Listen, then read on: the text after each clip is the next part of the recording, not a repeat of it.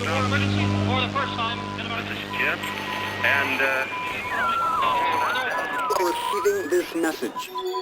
We are Ken Jennings and John Roderick. We speak to you from our present, which we can only assume is your distant past, the turbulent time that was the early 21st century. Fearing the great cataclysm that will surely befall our civilization, we began this monumental reference of strange and obscure human knowledge. These recordings represent our attempt to compile and preserve wonders and esoterica that would otherwise be lost.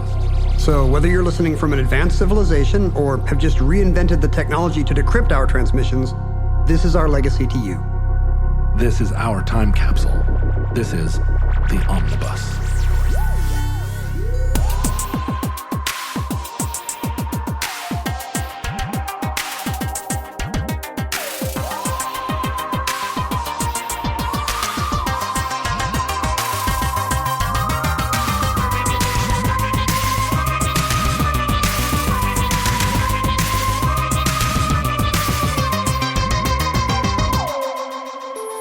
You have accessed entry 145.PS11983, certificate number 16793. The Bottle Conjuror. Roll on my fake and off a niggle. They'll never know you're just a bagel. Razzle dazzle them and they'll beg you for more. Are you much of a prankster? I don't think of you as pranking people because it's kind of a little bit, it's a little bit naughty or nasty even. I disliked pranking before it was cool to dislike pranking. I came of age in the early 80s, Yes. where the media, kind of the post-Animal House media told us that pranking was the highest form of art and culture and humor. Yeah, right. It was the Porky's era. Porky's Revenge of the Nerds era.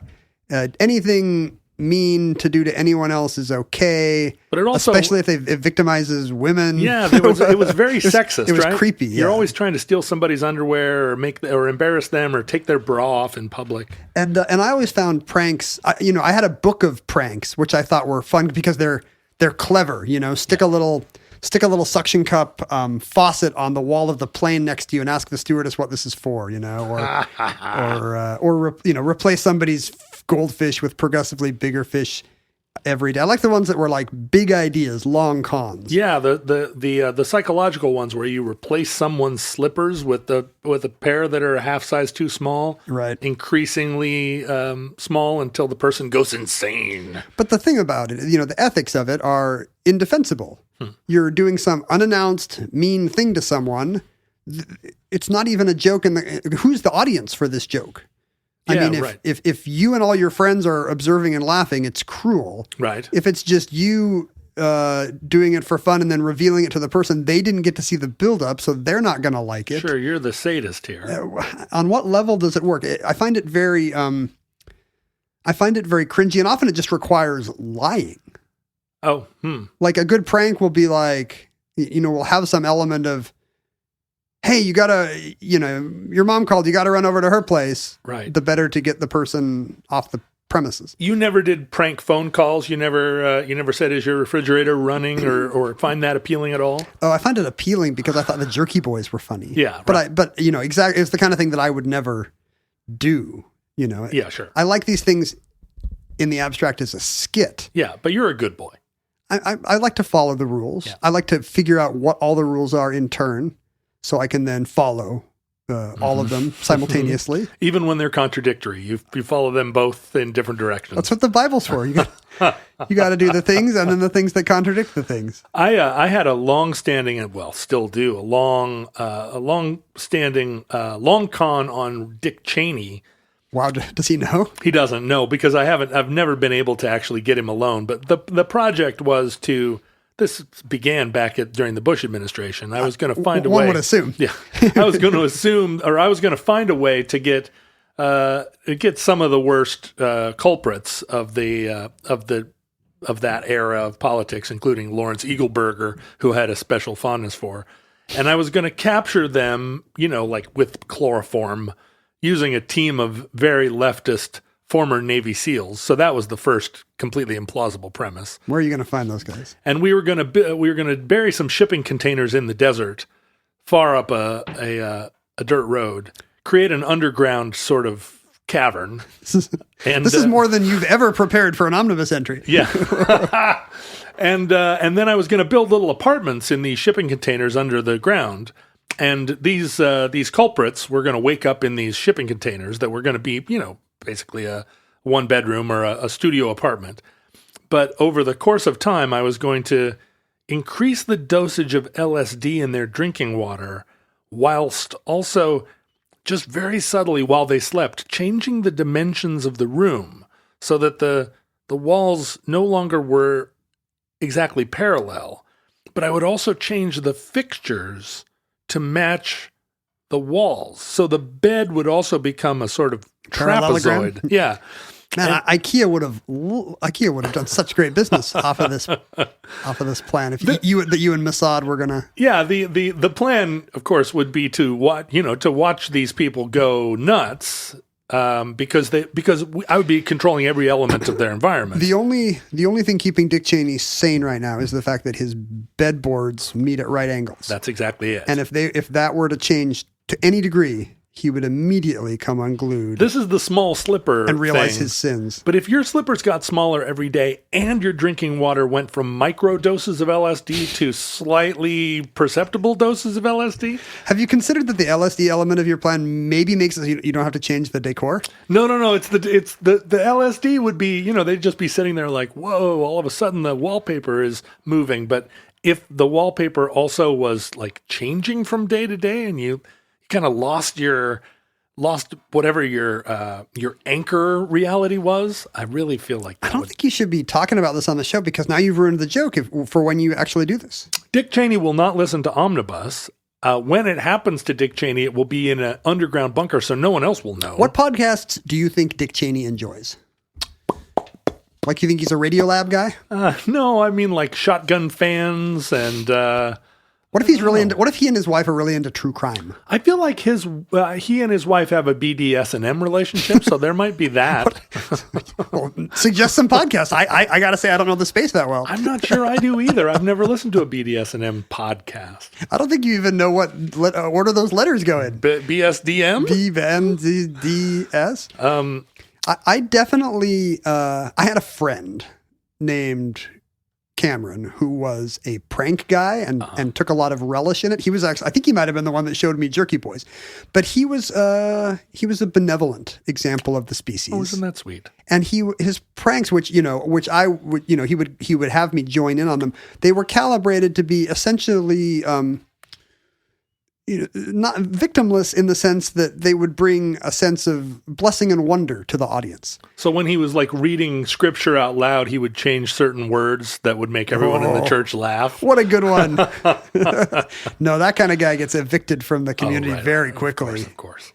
No, this was more along the lines of, I always enjoyed the pranks of, where a Jeep is built part by part in somebody's dorm room, or a donkey appears on the college dorm, or just the nerdy Caltech hacks where the everybody lifts up the sign at the football game and it says Stanford, but it's backwards. It's in mirror writing. We did that the last week of my senior year in high school. We went and we actually stole a piece of playground equipment from the local evangelical church parking lot and reassembled it in the middle of our high school, like, multipurpose room.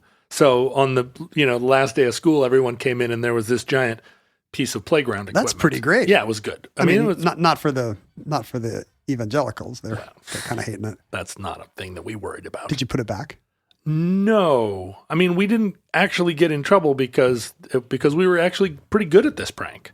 Yeah, I mean, that's the thing about this kind of prank is it actually is a moment of performance for an audience that doesn't actually victimize anyone, because it's a little more like a magic trick than an act of cruelty. Here's the prestige. There's a donkey on the roof, and my friend's pranks were often very much like that. He showed me one where you cover somebody's dorm room door with paper, and then you fill the space in between the paper and the door with balloons. and then you seal it up like the cask of Amontillado. So there's a Amontillado. a foot deep layer of balloons in between.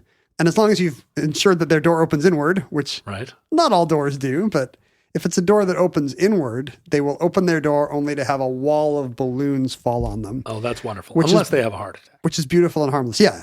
And that happens about half the time. You do you kill the person. Yeah. About half the time this prank has been attempted, the people have died of joy, though, for seeing a wall of balloons coming at them. They would have no regrets in a hypothetical afterlife. Yeah, I mean, it's like at its most benign, it's just a surprise party. Which I don't love either. Yeah. I mean, that kind of goes against my sense of...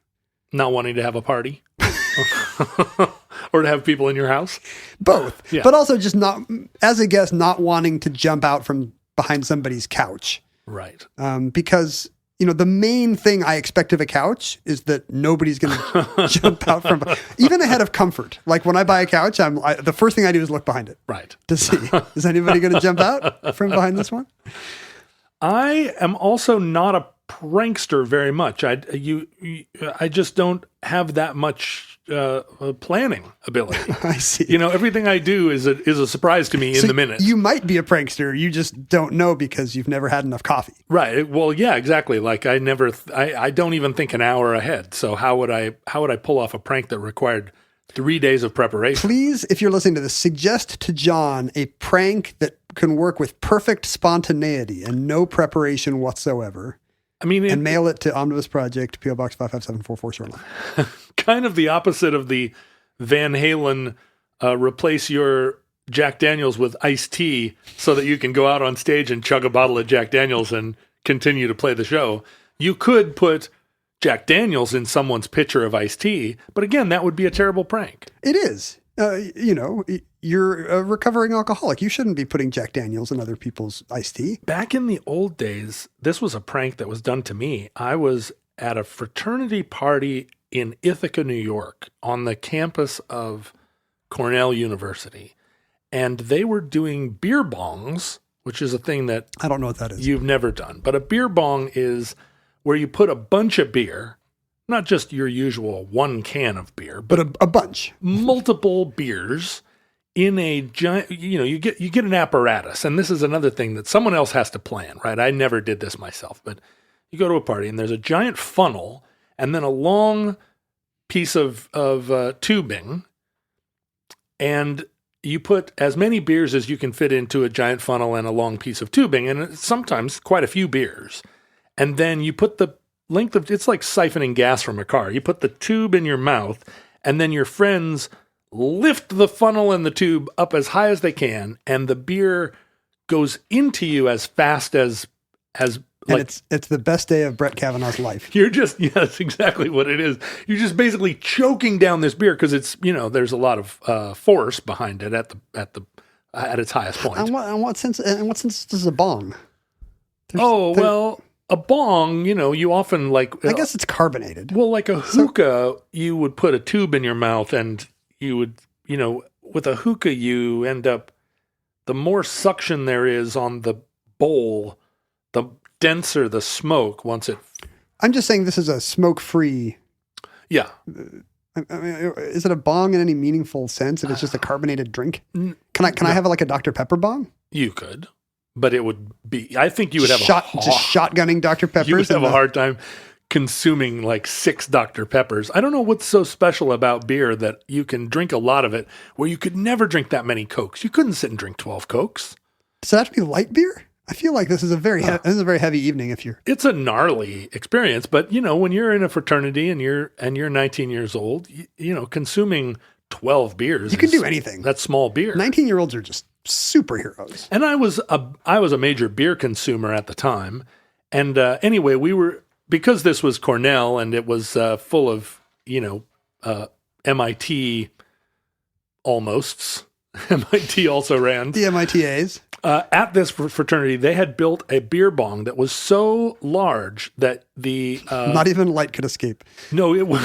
it was, you could hold the funnel from the second floor of the fraternity. And it was, it's like eating eating a 50-ounce steak or whatever. It was if you could eat it, your beer was free. There weren't very many people that were going to attempt this beer bong, but of course I was somebody that was always going to do a stunt. I was always going to try and eat the steak. And you're a big boy. I was a big boy. I can drink a lot of beer. So I was like, sure, you can, I'm going to do the second story beer bong.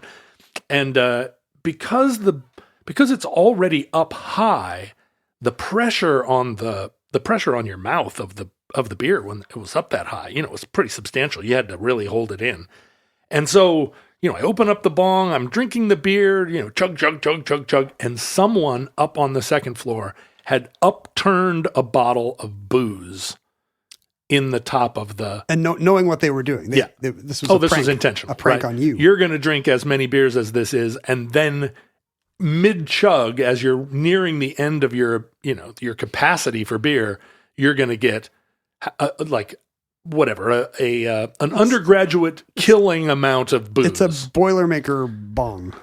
And, of course, you only have to take a few chugs to realize that you're drinking jet fuel now. And and I stopped and everybody laughed. Ha, ha, ha, ha. And then I was just wasted. It was a terrible, terrible prank. And barfed, of course you're going to have to barf after that. Yeah. Putting balloons in somebody's front door, they rarely vomit from surprise or delight. Yeah. I mean, I played rugby. I deserved everything I got. Is it even possible to be so delighted that you would throw up?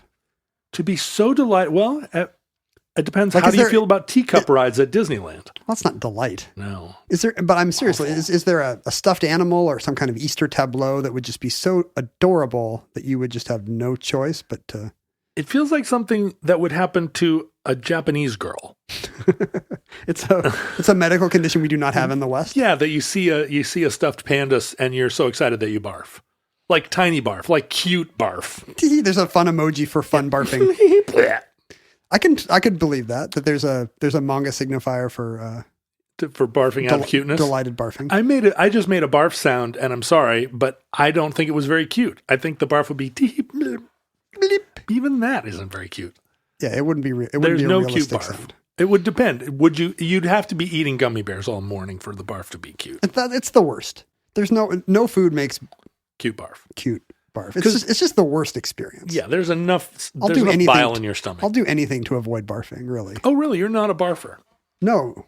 You enjoy it? No, I'm not a barfer either. I even when I'm really sick, even when I have food poisoning, I hardly ever barf. I mean, it feels, it's a great relief. But I also enjoy the feeling of having food poisoning and not barfing. I really ride it, You're like, I deserve this. This is a hair shirt, I had some bad tacos and I'm going to suffer this punishment. I had this coming. Well, one of the sort of great pranks of its era involved kind of exactly what you described as like the kind of a bad prank where you give a whole crowd of people not what they're expecting, and you said at some point that it was unlikely that a prank, no matter how bad, would be unlikely to cause a riot. You might not have said it on the show. That might have just been something you say as one of your normal adages. It's kind of one of my catchphrases. Yeah. Like people will be like, "Hey Ken, how's it hanging?" And I'll say, "Not bad enough a prank to cause a riot." People love that. But this is a prank that caused a riot, and you don't usually think of. When we think of the 18th century, before the American Revolution, we think of the people of the 18th century as being pretty sporting. Pretty fun. It was a fun era. They've pulled their stockings up to their knees where their pants start. That's right. So they're wearing powdered wigs. Which is fun. That is fun. They might have little, do they have little beauty spots? Are we in France? No, we're not. We're in England where that would have been considered French decadence. But they have coffee now. So they're really wired during the day. Coffee and pipes. They're ready to write some satirical pamphlets. There's a lot of satirical pamphleting during this time, and we'll see that also plays a role later in our show. But yeah, this is post-Enlightenment, or, this is a time when you could be a deist, and that was like... And you still get invited places. Yeah, that's right. That's right. You could start a new government. You wouldn't get, previously you'd be burned at the stake. Right. But now you get invited over to Madame Whatever's and she's like, do tell us about your clockwork god, Sir Arnold. And there was an awful, particularly in the upper classes, but I think this was true of everyone. There was a lot of pride and prominence given to wit, which I think also was true in Shakespeare's time, right? The Samuel Pepys diaries. Samuel Johnson. He's the funny one. He was funny. Pepys is funny too, I think. Yeah, Pepys. People named Samuel, man. Just hilarious. Samuel Clemens, last funny Samuel. Is that true? Yeah, I guess. Well, maybe the last Samuel of any kind. I mean, Sam Gamgee was a little bit of a wag, but he predates Samuel Clemens, doesn't he, by several millennia? No, actually, the Hobbit books take place in a post-apocalyptic future. Did you not know this? Oh, it's not a galaxy far, far away. Time ago? That's the crazy thing. Star Wars is in the past. Tolkien's in the future. Oh, sure, because all of those creatures are mutations. That's right. Resulted from chemical waste. Yeah, there's a big volcano spewing stuff. That's because of the meteor that landed. Oh, thank you for explaining that entire universe. It makes a lot more sense to me now. You're very welcome. But during this period, there was, I think, a lot of within the social strata of the British Empire, there was a lot of contempt. This may be hard for you to believe, but there was a lot of contempt for the lower classes. What?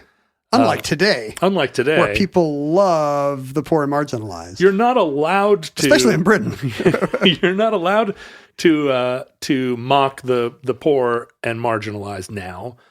You were then. It's not to say that there's not still tremendous contempt for them in the culture, but I've not allowed to show it. I've said this because they have it hard enough. It's this common sense rule. Look, here's the thing about poor people. They're really poor. The last thing they need at the end of a hard day of being poor is to hear your bummer jokes about them. Sure. And in fact, in the past, having written a book about the history of comedy, the only acceptable targets for humor were people beneath you. Like punching down was not only allowed, it was compulsory. Right. You could never make fun of a priest or a king. These were people that had divine sanction. Right. So you'd get beheaded. The safe targets were the ones who could not behead you, which is anybody below you.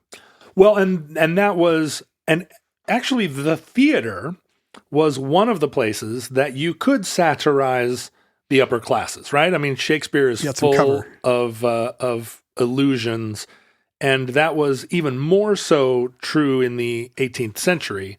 Theater was kind of the bastion of the ribald. You'd go see Absalom and Achitophel, and you'd be like, wait a second. I think Absalom might be one of the Stuart kings. Yeah, exactly. Or something. I don't know if that's true. Nursery rhymes, I guess, we now understand were all jabs at various kings. I don't believe that. That seems like revisionist bull. It does a little bit. Old King Cole was clearly Henry II Plantagenet. Was he, though? I do feel like that's somebody trying to write a novel thesis paper to get their PhD. And without having to do much work, because the source text is literally 4 lines of 8 syllables each. Nobody really reads literature theses anyway. It's just you have to stand up there and dance around, rattle your tambourine, and you're going to get that doctorate. That's right. But in the mid-18th century, during this period that I'm sort of trying to flesh out for you, you're really painting a vivid picture, too. Yeah, thank you. All the dukes and duchesses and earls and countesses and viscounts and viscountesses used to stand around in drawing rooms and make one another laugh, presumably not yet drinking absinthe, but whatever Bombay gin, whatever the drink of choice would have been for those people to get messed up. Gin's for the poor. I don't know what those people were drinking. What were they drinking? It's never occurred to me this is something that... Is it some flavored liqueur? Is it like some weird orange liqueur or... Some probably large group of craft cocktail futurelings. They're so angry right now. Are going to run in and tell us... They're screaming which whiskey it actually... single malt whiskey it would have been. That's probably what it was, right? Scottish whiskey. I don't know. Irish whiskey? No. They wouldn't have consumed some beverage from the peat bogs of Ireland. That's very interesting. Well, alcohol futurelings, don't write us because Ken and I are both teetotalers and we don't really care. Not only are we not in the appropriate time period to drink with these people, we would just be asking if they had a Diet Coke. Were they drinking wine or was that also déclassé? I bet they were drinking wine. Well, anyway, standing around drinking around a giant fireplace, one day in the mid-18th century, some nobles, among whom was the Duke of Portland and the Earl of Chesterfield and various other dukes What if the and Duke earls. of Portland is just some dude on a unicycle with like a ferret? The Duke of Portland actually, his son, William, became the Prime Minister of England. What? And although the Duke himself was not really he wasn't busy like meddling in politics, his great granddaughter is Queen Elizabeth. Oh. So he became, as is so often the case with those dukes, he became one of the great forefathers. The Portland who became prime minister actually had a Cavendish as part of his hyphenated name. He might be related to the Cavendishes or Cavendish of previous omnibi. Right. Well, it's all one big family. It's all one big family, right? They're all cousins of cousins. But they're standing around together, laughing at the poor. Doing incest. Well, but also laughing at the middle class, even more than the poor, because the middle class, I mean, this is the thing about, as you were saying, don't punch down upon the poor. But in fact, the true working poor aren't on Twitter to even recognize it. And if you're the Duke of Portland, the poor have no faces even. Right. Like what's awful is these middle class people popping up, making themselves known, the thinking they're all that. bourgeoisie, people that are writing witty broadsides, and that's true in our own day. I mean, the people that are most offended are the ones exactly one rung laterally on whatever social ladder still exists. They're a bigger threat.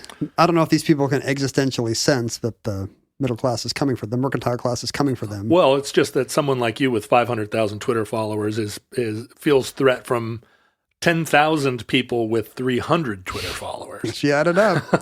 If they ever figure out they can gang up on me, good heavens. But part of this witty conversation, the topic turned to the gullibility of the middle class, and in particular, the gullibility of theater audiences, because this was a time... Yeah, finally we're going to stick it to them.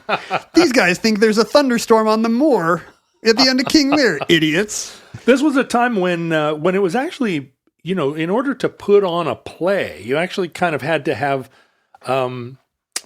There were like what you would, I guess, describe as copyright laws. You couldn't just throw a play up. You had to have a royal endorsement for certain productions.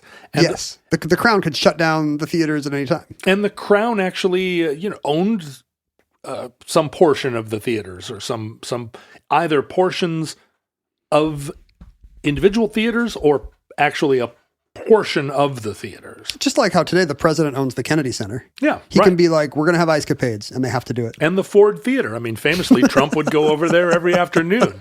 Lincoln was like, I got a request. I got a special request. So a lot of the diversions were of a coarser nature, magic shows and incredible feats. Theater owners would, try to fill up the theater with dog acts. Is it like proto vaudeville? Yeah, pre-vaudeville things that that delighted the senses. Oh, like is there some freak show element? Like Elephant Man is Victorian era, but there would have been, I think, maybe more of a. Some of those technologies might not have yet been invented, but of course, there's always been freak shows. Little people having not yet been invented. But I don't think. I think this was a class of people that went to the theater, and when we think of the Cirque Theater and the rabble and the ribald nature of those audiences, which again is another kind of revisionism about Shakespeare. It wasn't high art. Then it was much more, those were rowdy crowds. Tuppence would get you in. But they're still theater goers. They're not, which I guess now we think of as real poshers. But even in Seattle 20 years ago, the people that went to the theater were the cool rock and roll people. I would say that's not my experience. I'm usually the youngest person in any theater production. Yeah, I mean, you're going to see Les Miserables instead of like the heroin theater of 1995. But anyway, within this one particular cocktail party, there was an assertion made by the second Duke of Montague, or Montagu, I think. Did you get in trouble for saying Montague? No, because there's no E at the end. And I think the E turns the U into a U or a U. In France it would. But it's just Montagu. Can that be Montague or would it be Montagu? I don't know. Well, the Duke of Montagu is one of those titles that no longer exists. No, we can't ask anyone. No, it came into existence as a kind of royal award. One son, John, became the second Duke of Montagu and then died childless. His daughter married an earl.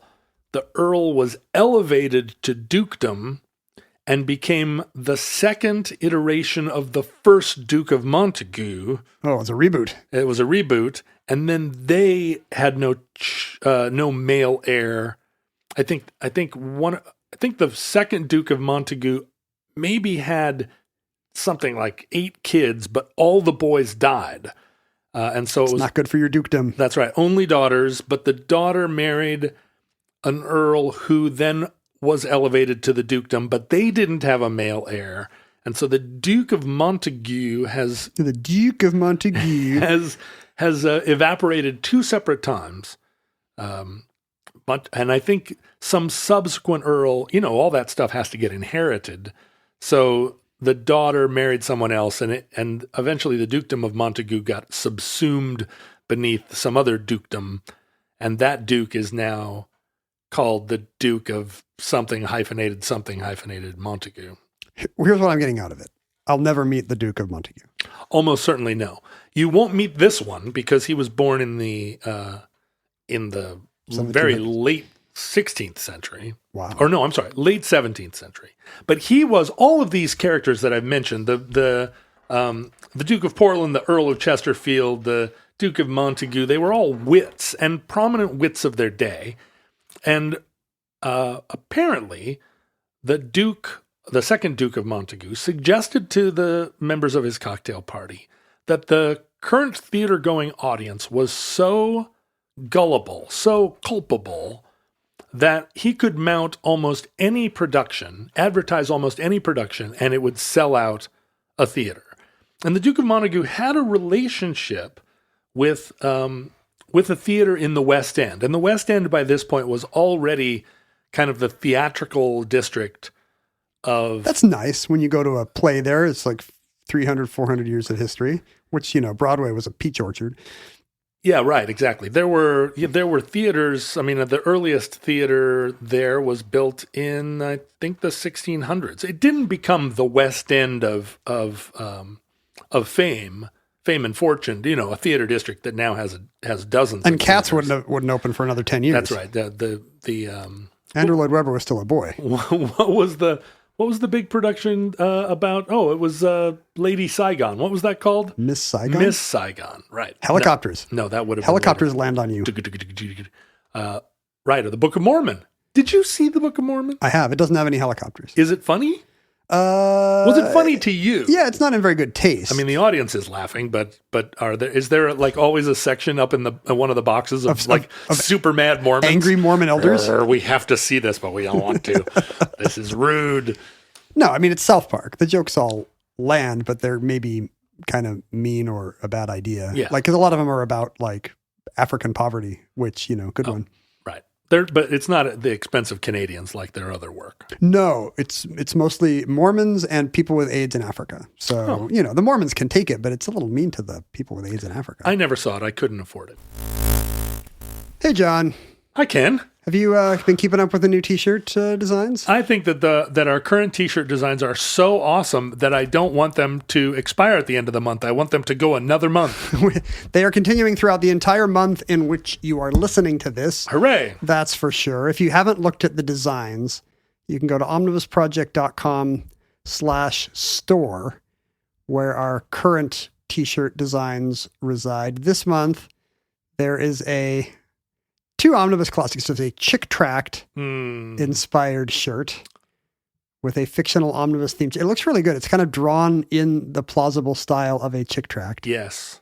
And it looks great. And I like this one too. There's the Peachy folder, which instead of the normal, what are the normal athletes on a Peachy folder? Let me see. There's the tennis, there's the basketball, there's the football, there's a batter, there's the skier. But this one has you playing rugby. Yep. Seems right. This has me. What am I even doing? I'm interviewing. I'm metal detecting for. What do we call this? The floating feet, the Vancouver floating feet. Oh, the classic 50s sport of metal detecting for feet. Or maybe I'm interviewing them. I have like a mic. Like I look like I'm doing a 50s man on the street interview with the floating feet. Okay. Well, it's cool looking in any case. And then there's a bear holding a missile. I don't even know. How does that relate to Omnibus? And the famous mascot of our show, bear holding missile. Mm-hmm. You love him. You love him. These are very cool designs, thanks to our friends at Mediocrity. They are super cool, and I think they really exemplify what Omnibus is all about. And if you're wearing one out in the world and you see someone else coming through the rye wearing an Omnibus T-shirt, you'll know fast friends, perhaps life partners. And in fact, it's required to do one of those jumping chest butts. Oh, yeah. Even if the pandemic is still going on. I'm sorry. Even if you can't jump. Right. Even if you have a half-inch vertical, you still got to try. Propel yourself at the other person by whatever means of locomotion you choose and collide with them. If you enjoy Omnibus and you are not wearing Omnibus shirts, you can check that out at omnibusproject.com/store to see what cool things are available. And going forward, there will be new T-shirt designs there all the time. We kept these over just because they're so great and demand has been so high. The Duke of Montagu had a relationship with a theater that was called the Theater in the Haymarket, and it was put up, and I think the first production was actually sponsored by the Duke. It was a group of French comedians known as Montagu's French comedians in the kind of witty, I love MFC aside of the time. But the Duke says, "Okay, let's test this out." And the other aristocrats are like, "Are you sure about that? I doubt very much that you could." This is the kind that happens in novels where a wager over brandy turns into brandy. That's what they're drinking. Where a wager over brandy turns into a trip around the world or a crazy construction project. But in this case, it actually did happen. They remembered the next day because normally these dissolute rich people, you'd think they'd forget the next day what they were yelling about the night before. No, this was one of those bets exactly where they all were gathered around a urinal and made a £1 bet about whether or not this could happen. And so there was an ad placed in one of the broadsides that read the following. At the new theater in the Haymarket on Monday next, the 16th instant, and they're talking about the month of January 1749. That's what you would say, the 16th instant? The 16th instant. Does that mean January 16th? Well, it means the next 16th. Monday next. I see. The 16th instant. I see. The upcoming 16th. Upcoming 16th. To be seen, a person who performs the several most surprising things following. Ooh. Now, there's only a couple things that are surprising following. You don't think it qualifies as several? No, I mean, is a couple two or is a couple three? You think a couple is three? You probably think a several is several's 20, 5 at least, 6. There's only a couple. Viz. First, he takes a common walking cane, which were common at the time, from any of the spectators, and thereon plays the music of every instrument now in use. Pretty good. And likewise, sings to surprising perfection. Well, that's not so good. I mean, it's easy to find Susan Boyle sings to surprising perfection. Yeah, but if you're playing the music of a clarinet on a walking cane At the same time. or a harpsichord, even more outrageous, and then sings to perfection. I'm just saying it's already good. You don't need the singing. It's gilding the lily. But here is the second and final surprising thing. So This is a couple. quite a few less than several. Secondly, he presents you with a common wine bottle, so they were drinking wine, which any of the spectators may first examine. This bottle is placed on a table in the middle of the stage, and he, without any equivocation, so not even the slightest bit of hesitancy, Which would ruin the act. goes into it in sight of all the spectators and sings in it. During his stay in the bottle, any person may handle it and see plainly that it does not exceed a common tavern bottle. So this is the poster. This is the advertisement. Come to the new theater in the Haymarket and see a man climb into a wine bottle. Would you go to such a show if you saw this on a pasted to a Capitol Hill telephone pole? Well, it's curious. I mean, I'm not one to go to magic shows. I like, close-up magic. I went to the Magic Castle and watched them find the Ace of Hearts in a potted fern.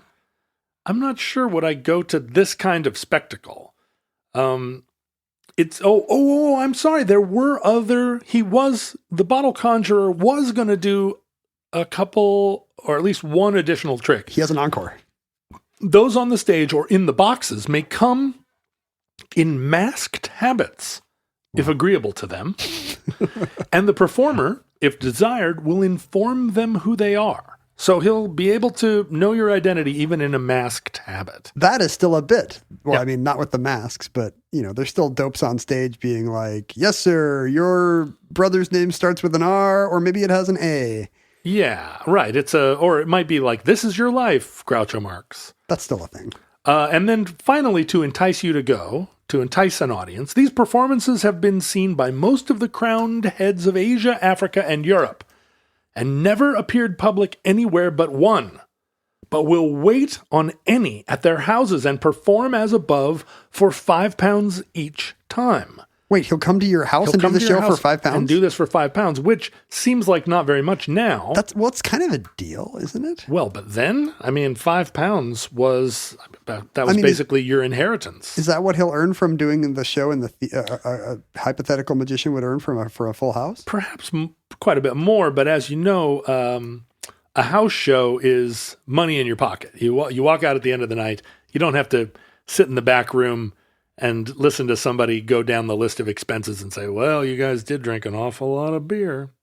So if you were to name a prize to get into a bottle, it would be more than £5. Let's say you have to get into a bottle and sing Cinnamon at somebody's house.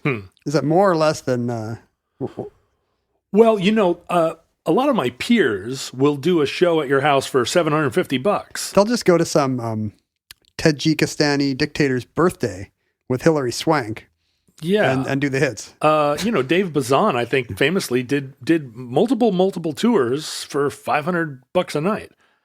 Because with your own band, although you might make $2,500 a night, after you've paid for gas and hotels and paid everybody in the band, you probably make less than $500 or $750 for yourself. You just need to have an act where it's just you and a bottle. Exactly. And a different bottle every night, right? I mean, because he doesn't say how he's going to get out of the bottle, but even that's not much overhead. I won't play your house for $750 because I make that price significant enough that it dissuades people from asking me to do it because I don't want to. You can do a smaller number of them. Yeah, I'll do a much smaller number. Is that number 0? At a much larger price. No, it is not 0. People have met my price, but it's rare. It's the rare. Well, this is free advertising. The rare family. I've just given you. That's right. If you want me to play at your house, the bottle conjurer of the 21st century, you have to submit an Mr. application. John Roderick. You may wear masks if so desired. Well, in the to prove Montague's point, the show sold out, and it's the dumbest point. If you promise people a really good show, they will attend. Wow. Good. What an amazing discovery about human nature. But as you think about it, very hard to imagine a full-grown man climbing into a wine bottle. But all magic tricks, when described, are supposed to sound implausible. Otherwise they wouldn't be a magic trick. Right, I suppose that's true. You make a horse disappear, but even so, putting a bottle on stage and in sight of everyone who a crowd has inspected. This would be a good one. It's a pretty good one. This would be like a David Copperfield TV special. Now, for me, I think this is not just Penn and Teller dicking around on a morning show. Yeah, exactly. If I'm going to pay an entry fee to see a show, I want it to be longer than 5 minutes. Yeah, does he have an opening act who, puts his toe in a bottle or something? It seems like, if this show started at 5, it would be over by 5:30, and why even bother? Although I guess the middle classes were just milling about in the street smoking cigarettes and talking about... They got plenty of time. Deism. Anyway, the theater sells out, and on the night of the show... and Montague was all of these characters, if you read their bios, it says famous wit of the day. But Montague was a notorious prankster and not just a wit, but like his mother-in-law described him thus. He was a practical joker. She said, all his talents lie in things only natural in boys of 15 years old. And he is about 52. And I don't understand why they all talk like Yoda. She's so proud of her daughter's jerk of a husband.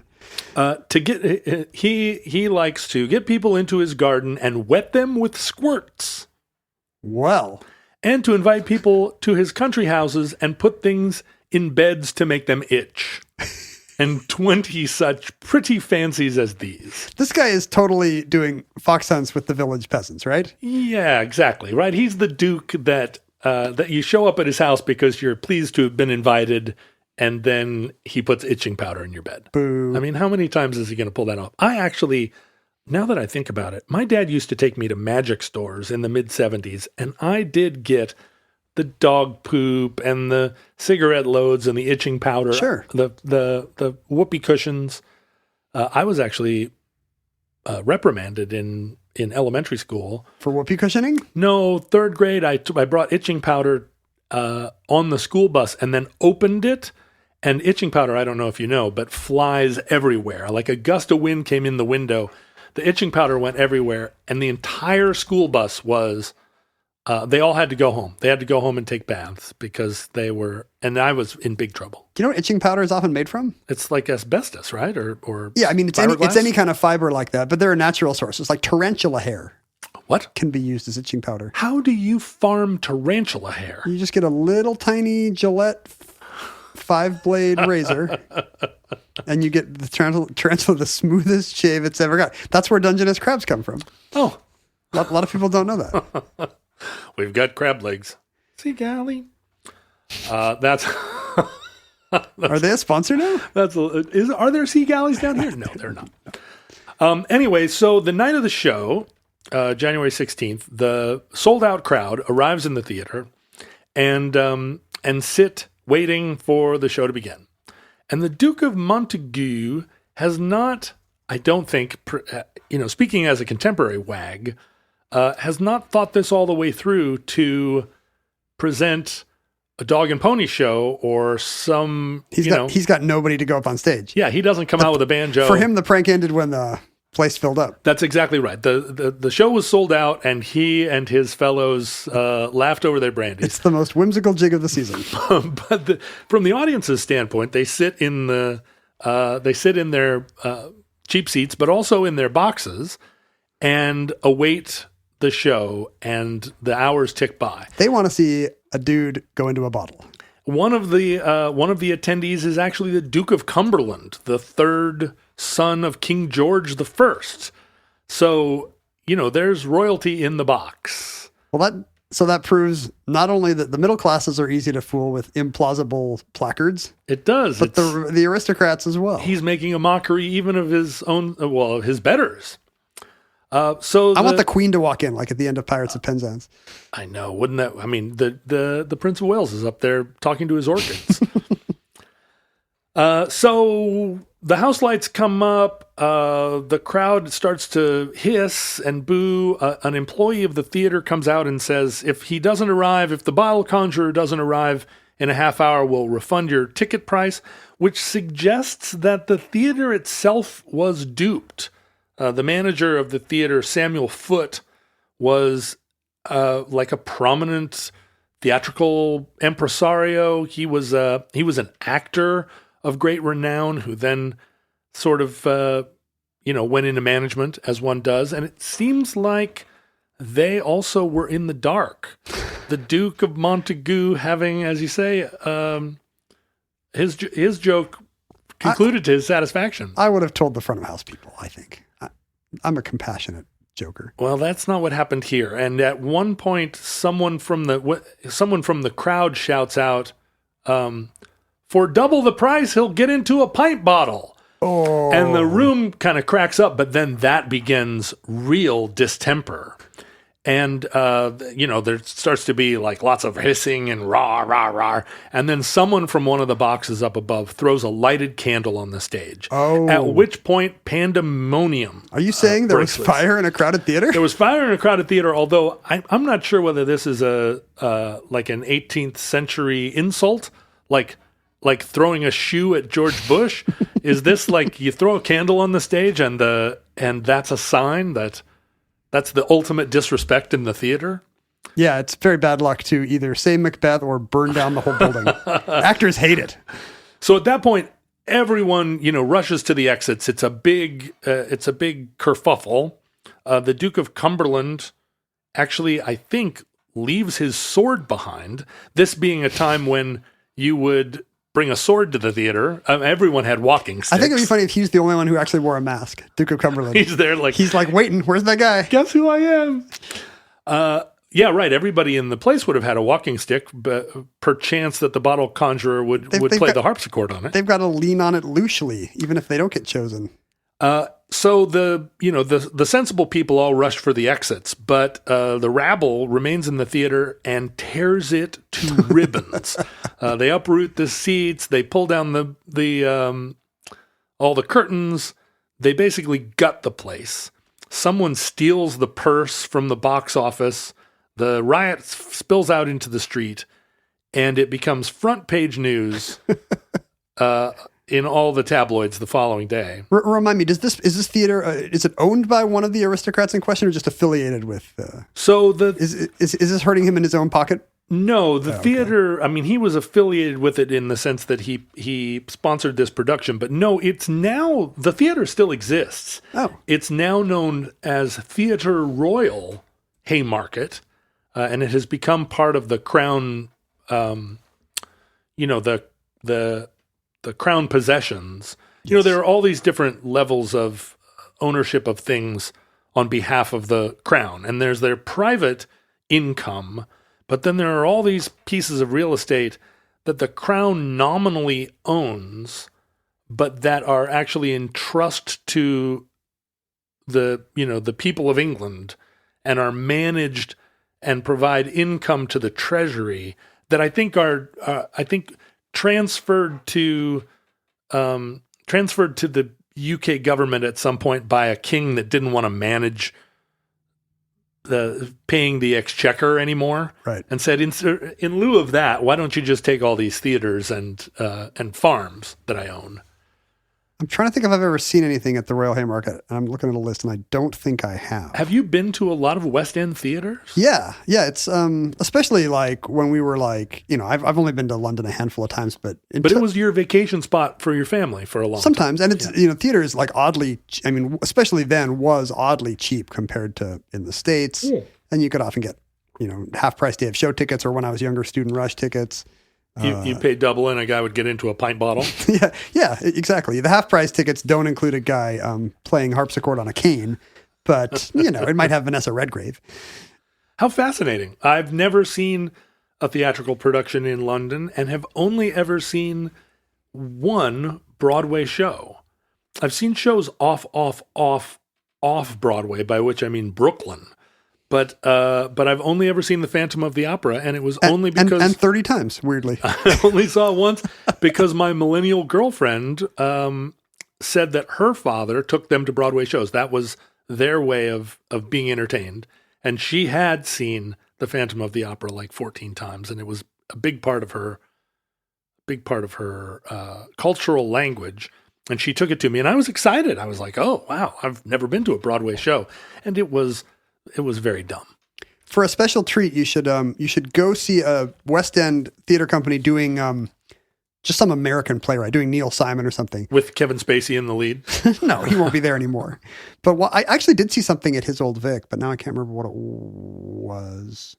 It was the closing night of some Stoppard thing. So they do A Long Day's Journey into Night, and it's hilarious. Well, yeah, the accents are, they're always like, Felix Unger will be like, I'm sick of everything, Oscar. They'll try to do their American accents? Yeah, they'll do American accents if they're doing Tennessee Williams, sometimes it doesn't quite make it. That's a good time. Well, so the Bottle Conjurer became the sort of greatest scandal of its time. I mean, not political scandal, but like cultural scandal. This was Was there some element of class discontent in it because that would be the story today. Right. Some out of touch celeb making us play things for the rich. No, what it did was it became kind of like the Twitter scandal of its day. Every wag in the culture needed to have a hot take on it.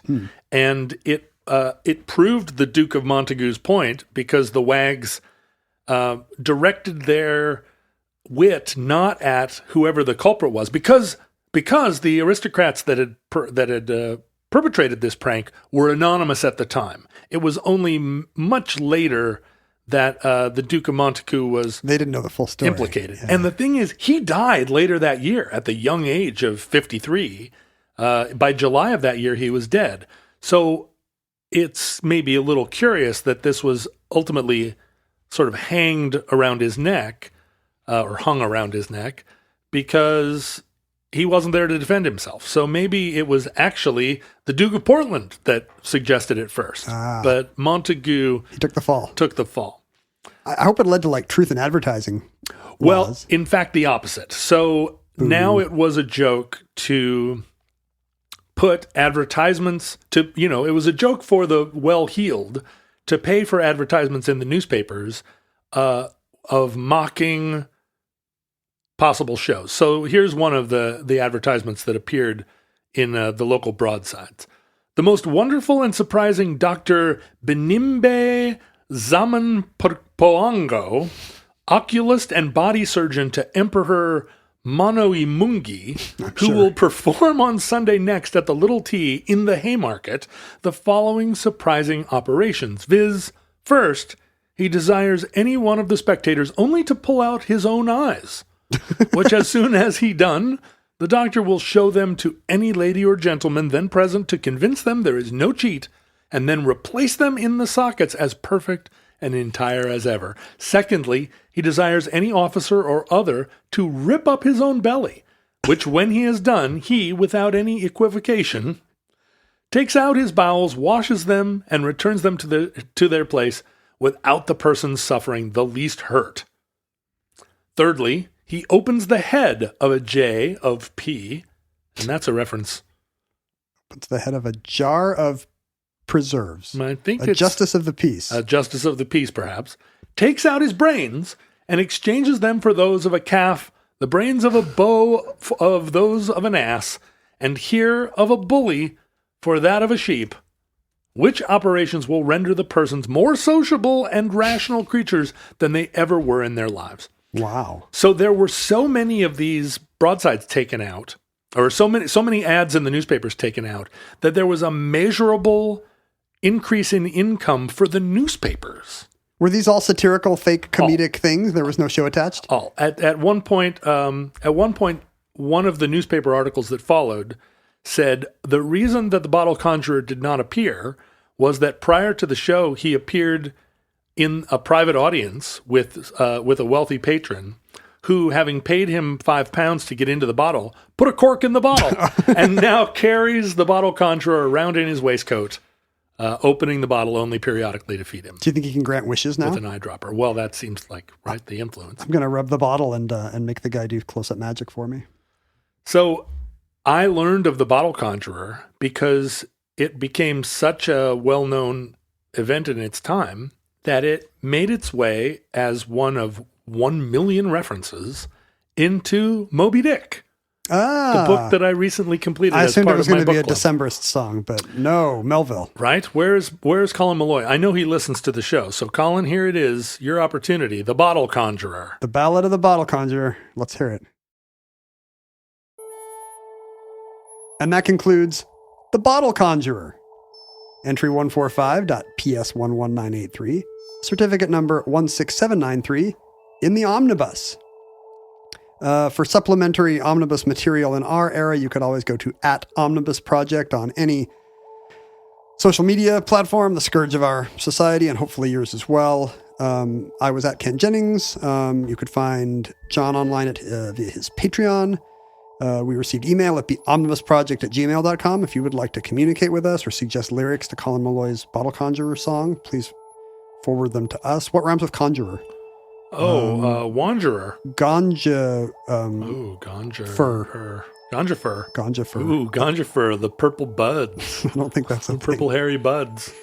You could send us physical objects if they won't fit an email. Anything larger or less digital than an email has to go through the post. Larger than a bread box, also would fit into a bread box. We actually, the Legos we got on the last show were larger than a bread box. Here's a couple items recently sent to the Omnibus Project. Kim asked, apparently you requested somebody to send you soft cheese, and Kim is a cheesemonger, and she wants you to know that you should not send soft cheese through the mails. Even American cheeses, even American soft cheeses, Like pasteurized, which have been pasteurized. The hell out of them. She says, do not send soft cheese through the mail. All right. But she sent us stickers with cheese puns, which I'm sure is your second preference if you can't get soft cheese. You can put them on the back of your minivan. You just want a sticker of a cow saying, "Sweet dreams are made of cheese. Who am I to disagree?" Does the cow look like Annie Lennox? As cows go, maybe kind of pale with a long face. But I don't think there's anything particularly bovine about Annie Lennox. She's No. What animal is she? A flamingo? Oh no, Annie Lennox would be no. Cockatoo. I would think of her as Something- well. You really think she's a bird, huh? Annie Maybe. Lennox? Isn't there something? I think she's more of a ocelot. Oh yeah, she's a lemur. Yeah, well, I think she's fiercer than a lemur. I think she's a predatory creature. What's fiercer than a lemur? Well, an ocelot. There we go. Do you know how to titillate an ocelot? We also received, I have to get this out of its bubble wrap because I don't even know what it is. Some artwork from, ASMR. Oh, Bubble, listen to that. bubble wrap ASMR. Ooh, hot. No extra cost. This is from Justin. It's a gift to your daughter. Or for your friend, the former minifigure collector. Oh, I'm an artist and professor here in BK? In Burger King? British Knights. Is that a K? What is that? He is, or whoever this person is, however they identify, they're writing at the diagonal. They're writing on the diagonal on this piece of paper, which has a toucan on it. Well, on the front, it's some kind of tropical beach vacation stationery where he's scratched out the name of the owner and written, "The Stones are better than the Beatles." So, sir, you have my attention. Oh, hot take. Sir, you had my notice. Now you have my attention.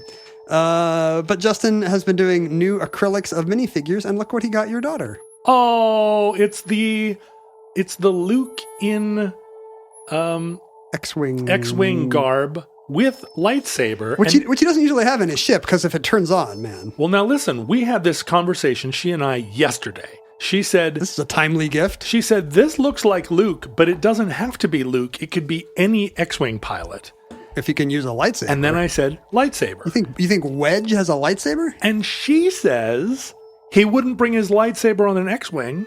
And I said, when he goes to Dagobah... Oh, that's true. He has a lightsaber. Maybe he sticks it into R2, the way he does at the beginning of Jedi. What I'm going to say is... Or it's in the overhead bin. Luke goes everywhere with the lightsaber, because what if he crashes his X-Wing? He's going to need his lightsaber. Luke's always going to have his lightsaber. Look, when you board a plane, maybe you have a weapon you always carry. I'm not sure. When you board a plane, do you have it on your ankle? No. It wouldn't be safe. Well, you know how many leather men I've lost at the airport? Swiss Army knife keychain. I've donated 4 or 5 to SeaTac. I stopped carrying a pocket knife as a result. Well, I think Luke would check his lightsaber. That's not canon. That's just common sense. If you are flying your private aircraft, you can carry as many M16s on it as you want. I don't know if you'd hold it. If you'd hold it lit though. Oh, I see. I see what you're saying. Like I don't even know if it would be on his belt because you jiggle in your seat and suddenly you take out your kneecap. Let's say he plugs it into R2. Anyway, an incredibly It's a beautiful work, Justin. and an incredibly apropos painting to arrive right now because we have this figure in play. Yeah, as I came into your house today, your daughter was taking off Luke's helmet, and she didn't put a wig on, so he was just bald, bump-headed Luke. She does this. She takes off their hair and often takes off their heads. She has minifigures sitting around with no heads, and I say, "What's going on with this person?" And she says, "That's not a person. That's just their clothes." So she'll have a yeah. She'll have a minifigure, and then she's Buffalo Bill from Buffalo Bob from Sounds of the Lambs. Got it. That's right. I'm so beautiful. Thank you, Justin. That's a lovely impressionist look at Luke as a minifigure. Fantastique. That's really a high bar. You would have to have some very funny cow puns or some very skilled minifigure artwork if you hope to compete with Justin and Kim. But thank you. Send us your quilts. Send us your... Did I read the address? I don't know if I did. No, I don't think so. The P.O. Box is Omnibus Project, P.O. Box 55744, Shoreline, Washington, 98155. You can, if you want to see all these weird things we get, the way to see them is by becoming a subscriber to our Patreon at the tier that lets you see the weird video stuff. I really couldn't recommend our Patreon higher. Ken and Mindy populate the Patreon with all kinds of content. There are photographs of everything we receive. At a certain level, you will receive in the mail, your mail, signed show notes from one of our shows. These are all tests of gullibility, just like the bottle conjurer. We don't actually deliver any of these things. No, we actually do. And in fact, yesterday, Ken and I got on a Zoom call with one of our donors and had a delightful phone call with one of our Queens. It was a Queens residents. I was wondering how that sentence was going to end. Queens with one of Gambits. our Queens of the Stone Age. He suggested a show topic, which I'm very interested in, but I need to read the book in question, so I have it on hold at the library. Tom. That's one of your upcoming shows because you're not even revealing the topic to me.